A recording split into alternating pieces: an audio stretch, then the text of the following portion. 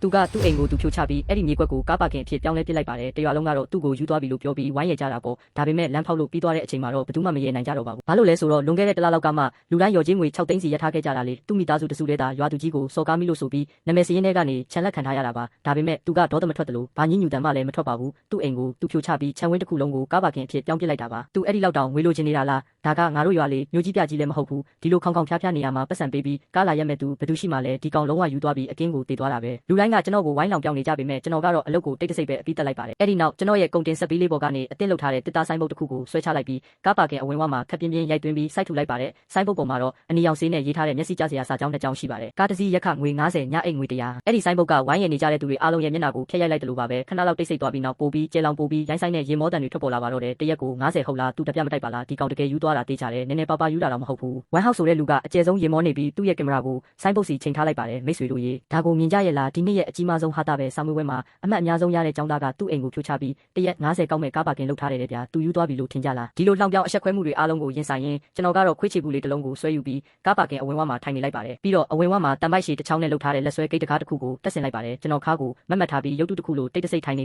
ေတာသူတို့ရဲ့ရွှေရှာစရာကောင်းတဲ့အကြည့်တွေကိုကျွန်တော်ကိုဖျက်တမ်းခွင့်ပြုထားလိုက်ပါတယ်သူတို့မျိုးလုံးထဲမှာကျွန်တော်ဟာလုံးဝကိုယူသွနေတဲ့သူတယောက်လမ်းဆုံးထိတွန်းပို့ခံလိုက်ရတဲ့တနာစရာကောင်းတယောက်ဖြစ်နေမယ်ဆိုတာကျွန်တော်သိပါတယ်ဒါပေမဲ့ဒီပွဲကအခုမှဆက်ရုံပဲရှိသေးပြီးကျွန်တော်ကသာတူးရဲသောဒရိုက်တာဆိုတာကိုသူတို့လုံးဝမသိခဲ့ကြပါဘူးနောက်တစ်လလုံးကျွန်တော်ဟာတရွာလုံးရဲ့ဟာတာနဲ့ပုံမြင်ဆိုးတစ်ခုဖြစ်လာခဲ့ပါတယ်ကျွန်တော်ကားပါကင်ကတော့ဟာလာဟင်းလင်းပါပဲကားတွေလာရက်ဖို့ဆိုတာဝေလာဝေးချက်တကောင်တောင်ဝင်ပြီးဥမဥပါဘူးကျွန်တော်ရဲ့နေ့စဉ်လှုပ်ရိုးလှုပ်စင်ကတော့မိုးလင်းကနေမိုးချုပ်တဲ့အထိအဝင်ဝါကခွေးချီပူလေးပေါ်မှာထိုင်ရှိမှာစပွဲပူလေးတစ်လုံးချလက်ဖက်ရည်တစ်ခွက်နဲ့စာအုပ်တအုပ်ဖက်နေတာပါပဲရွာထဲမှာလူတွေသွားလာနေကြပြီးကျွန်တော်နေရာကိုဖျက်သွားတိုင်းလမ်းလျှောက်တာကိုတမင်တက်တက်အရှင်လျှော့ပြီးလက်ညှိုးထိုးအတင်းပြောတတ်ကြပါတယ်ဟိုမှာမြင်လားအဲ့ဒါလီချန်လေးစားတွေအရန်ကြက်လွန်းလို့သူ့ကိုယ်သူတောင်ဦးချောင်းချောင်းဖြစ်သွားတာအလောက်ကင်တေးတေးချာချာရှာမဲ့အစားတစ်နေ့လုံးထိုင်ပြီးနေကင်းအိမ်မက်မက်နေတာလေတချို့မိဘတွေကသူတို့ရဲ့စိုးသွက်တဲ့ကလေးတွေကိုတောင်ဆွဲခေါ်လာပြီးကျွန်တော်ကိုလက်ညှိုးထိုးပြကြပါသေးတယ်ဟိုမှာကြည်စမ်းမင်းတို့စာကိုကြိုးကြိုးစားစားမတင်ဘူးအလုံးမလုပ်ဘူးဆိုရင်သူ့လိုအနာဂတ်မရှိတဲ့အတုံးမကျတဲ့လူရန်ကဖြစ်သွားမှာပဲကျွန်တော်မိဘတွေကတော့ရွာထဲမှာအဆက်ရဆုံးလူတွေဖြစ်လာခဲ့ပါတယ်သူတို့အပြင်တောင်မထွက်ရဲကြတော့ပဲရွာကခစ်တငါပေးထားတဲ့အမိုးတွေရိုးစိတ်နေတဲ့တဲအိုလေးထဲမှာတပြင်းချတန်တွေနဲ့ပဲနေ့ရက်တွေကိုကုံဆုံးနေခဲ့ရပါတယ်အမေကကျွန်တော်ကိုနားချဖို့ကြိုးစားရင်းအကြိမ်ကြိမ်ငိုခဲ့ပါသေးတယ်ခြံကားတို့ဒီလောက်ကောင်းမှနေတာကိုရက်လိုက်ကြရအောင်တော့မြေကွက်ပေါ်မှာအိမ်ပြန်ဆောက်တာပဲဖြစ်ဖြစ်ဟင်းသီးဟင်းရွက်တွေစိုက်တာပဲဖြစ်ဖြစ်လုပ်လို့ရပါတယ်ဘာလို့အခုလိုလုပ်နေတာထက်တော့ပိုကောင်းပါတယ်တားရဲ့အမေတောင်းပန်ပါတယ်အဖေကတော့ဈေးပေါ်တဲ့စစ်လိပ်တွေကိုတလိပ်ပြီးတလိပ်တောက်ရင်းအိမ်တအိမ်လုံးမိကိုတွေဖုံးလွှမ်းသွားတဲ့အထိစကားတခုမှမပြောခဲ့ပါဘ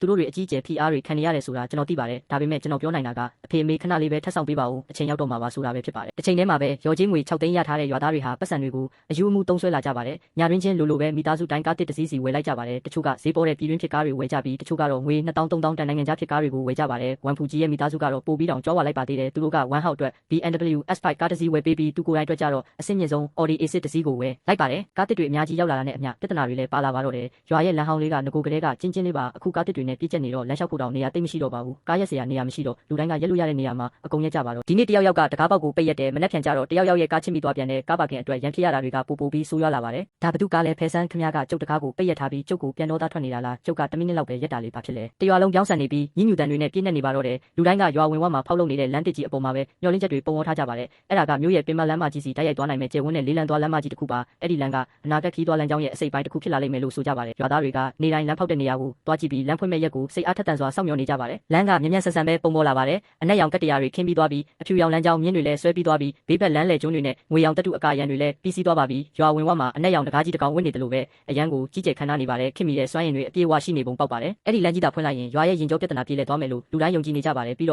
သူတို့ရဲ့ကားတွေလည်းမြို့ထဲမှာလူမျိုးနောက်ဆုံးတော့လွတ်လွတ်လပ်လပ်မောင်းနေနိုင်တော့မယ်လို့ပေါ့လမ်းမဖွင့်ခင်တရက်အလိုမှာဝမ်ဟောက်ကသူ့ရဲ့ BMW ကားကိုကျွန်တော်ရဲ့ဟာလာဟင်းလင်းဖြစ်နေတဲ့ကားပါကင်ရှိကနေတမင်တက်တက်အခောက်ခါမောင်းသွားပါတယ်သူကားပြီးတွေကနေလွတ်စင်လာတဲ့ဖုန်းတွေကကျွန်တော်တကူလုံးကိုဖုံးလွှမ်းသွားပါတယ်ကျွန်တော်မောတောင်မကြည့်ပါဘူးစာကိုဆက်ဖက်နေလိုက်ပါတယ်ကျွန်တော်ဘာမှမတုံ့ပြန်တာကိုမြင်တော့သူစိတ်ပြတ်သွားပြီးကားကိုရက်ကကောင်းပြထွက်လာပါတယ်သူမျက်နှာမှာအထင်သေးမှုတွေပြပါလီချန်မင်းအဲ့ဒီမှာအယူတယောက်လိုထိုင်နေတာတလားရှိပြီလေဘလို့နေလဲမြင်လားမနှက်ဖြန်လမ်းဖွင့်ပြီးအဲ့ဒီခါကျရင်လူတိုင်းကကိုယ့်အိမ်ရှိမှာကိုကားရက်လို့ရပြီးမင်းရဲ့ဒီအမိုက်ပုံကားပါကင်ကြီးကပို့ပြီးတောင်ဟာလာဟင်းလင်းဖြစ်သွားဦးမယ်ဒါပေမဲ့စိတ်မပူပါနဲ့မင်းနဲ့ငါနဲ့ကအတီဟောင်းတွေဆိုတော့မနှက်ဖြန်ကပထမဆုံးလာရက်ပေးပါမယ်ကွာသူ့ရဲ့ရေတံကကြောဝါမှုတွေနဲ့အဆက်ခွဲမှုတွေအပြည့်ပါပဲနောက်ဆုံးတော့ကျွန်တော်ကောင်းကိုဖြည်းဖြည်းချင်းမောလိုက်ပါတယ်စာအုပ်ကိုပိတ်ပြီးမောက်မာမှုတွေနဲ့ရှုံးမဲ့နေတဲ့သူ့မျက်နှာကိုကြည့်လိုက်ပါတယ်ကျွန်တော်နှုတ်ခမ်းတောင်မှာအပြုံးတစ်ခုပေါ်လာပါတယ်စကားတစ်ခွန်းလည်းပဲပြောလိုက်ပါတယ်ကောင်းပြီလေငါစောင့်နေမယ်အဲ့ဒီညမှာပဲအလုပ်သမားတွေကနောက်ဆုံးလမ်းကြောင်းမြင်းတွေကိုဆွဲပြီးသွားပြီးအတားဆီးတွေနဲ့လမ်းပြင်နေစေဆိုင်းဘုတ်တွေအားလုံးကိုဖယ်ရှားလိုက်ပါတယ်အေးဆက်ဆက်လာရောက်အောက်ကကတ္တရာလမ်းတစ်ကြီးဟာအမည်မသိနေရာတစ်ခုစီကိုဥတီနေတဲ့လှုပ်ဝက်ဆန်းကျဲတဲ့လမ်းကြောင်းကြီးတစ်ခုလိုမင်းနဲ့တောက်ပနေပါတယ်ရွာတရွာလုံးကိုဖျက်ဆီးပစ်မဲ့မုံတိုင်းကြီးတစ်ခုတိတ်တဆိတ်ပုံပေါ်လာနေပါပြီကျွန်တော်ကတော့ကြားကွက်ကိုအသင့်ရွှေ့ထားပြီးသားမို့ပြိုင်ဘက်တွေထောင်ချောက်ထဲဝင်လာမဲ့အချိန်ကိုပဲထိုင်းဆောင်နေလိုက်ပါတဲနောက်တနေ့မနက်ခင်းမိုးမလင်းခင်မှာတင်ရွာဝင်ဝမှာနားကွဲမတက်ကျဲလောင်တဲ့ပြောက်ဦးဖောက်တံတွေထွက်ပေါ်လာပါတယ်ဝစ်စုံတကြီးဝစ်စင်ထားတဲ့ဝမ်ဖူကြီးဟာရွာဝင်ဝမှာမတက်ရက်နေပါတယ်လီရွာလေးရဲ့ပုံမိုးပျော်ရွှင်စရာကောင်းတဲ့ဘဝ စီကိုသွားမဲ့လမ်းတစ်ကြီးကို